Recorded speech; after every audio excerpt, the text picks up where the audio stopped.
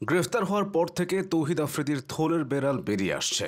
সাধারণ মানুষের চোখে তো তিনি ভিলেন হয়েছেনই, এবার একে একে আফ্রিদির মুখোশ উন্মোচন করছে দেশের প্রতিষ্ঠিত কন্টেন্ট ক্রিয়েটররা।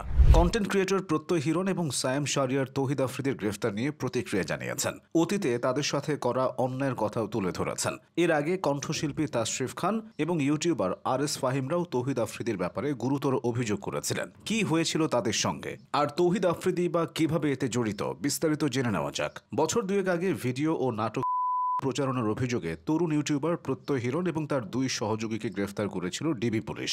সাজা পেয়ে কারাভোগের পর হিরণ ফিরে এসেছেন ঠিকই, তবে তার ওই ইস্যুকে কেউ কেউ লঘু অপরাধে গুরুদণ্ড হিসেবে ব্যাখ্যা করেছিল। তৌহিদ আফ্রিদির গ্রেফতারের পর প্রত্যয় হিরণ ফেসবুকে একটি স্ট্যাটাস দিয়েছেন। সে স্ট্যাটাসে তিনি লিখেছেন, ডিবি আমাকে হুদায় 32টা দিন ভেতরে রাখে নাই, আজকে বাপ পোলা একসাথে ভেতরে। আল্লাহ দিন শেষে সবাইকে নিজের জায়গা দেখিয়ে দেয়। প্রত্যয় হিরণের পোস্টটি দেখে অনেকে ধারণা করছেন তার সাজার পেছনে তৌহিদ আফ্রিদির হাত ছিল।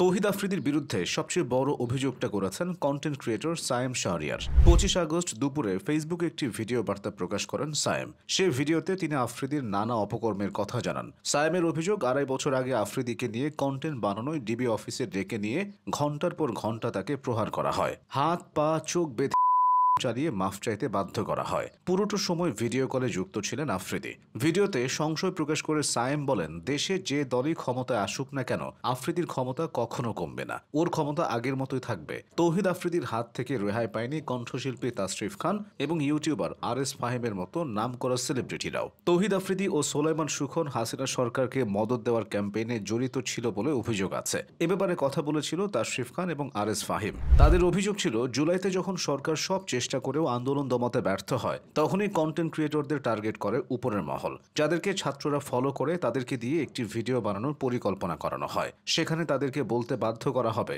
ছাত্রদেরকে রাজপথ ছেড়ে দিতে। নাশকতা যা হচ্ছে সব বিএনপি জামাতরাই করছে। কোটা সংস্কার আন্দোলনের সময় ছাত্র জনতার পক্ষে সরব ছিলেন তাশরিফ। তার গান রাজার রাজ্যে সবাই গোলাম সামাজিক মাধ্যমে ভাইরাল হয় এবং আন্দোলনকারীদের অনুপ্রেরণা যোগায়। আন্দোলনের সমর্থন দেওয়ার কারণে সে সময় বিভিন্ন মহল থেকে চাপও এসেছিল তাশরিফের উপর।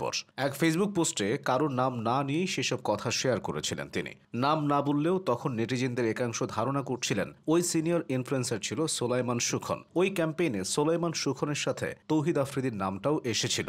ইউটিউবার RS ফাহিম দাবি করেছিলেন সরকারের পক্ষে ভিডিও করার জন্য তাকেও ডাকা হয়েছিল, লোভ দেখানো হয়েছিল লাখ টাকার। এ ব্যাপারে আওয়ামী লীগের পক্ষে কাজ করছিলেন সোলাইমান সুখন আর তৌহিদ আফ্রিদি। শুধু RS ফাহিম নয়, সুখন এবং আফ্রিদির ফোন পেয়েছিল ফুড ব্লগার রাফসান্দা ছোট ভাই, রাকিন আফসার সহ আরো অনেক ইনফ্লুয়েন্সাররা। এদিকে অভিযোগ উঠেছে আন্দোলনের সময় ছাত্র ভিডিও করে রেখে দিতেন তৌহিদ আফ্রিদি। 25 আগস্ট ঢাকার চিফ মেট্রোপলিটন ম্যাজিস্ট্রেট আদালতে এ দাবি করেন রাষ্ট্রপক্ষের আইনজীবী অ্যাডভোকেট নয়ন। তৌহিদ আফ্রিদির আওয়ামী ঘনিষ্ঠতার আলোচনাটা বহু পুরনো। তিনি ডিবির হারুনকে চাচ্চু বলে সম্বোধন করতেন। হারুনের সাথে তার সম্পর্ক ছিল ঘনিষ্ঠ, এমনকি তিনি ডিবি অফিসে ঢুকে ভ্লগও করতেন। গ্রেফতারের পর অতীতের এসব আমলনামা নিয়ে তাকে আরও সমালোচনায় পড়তে হয়েছে।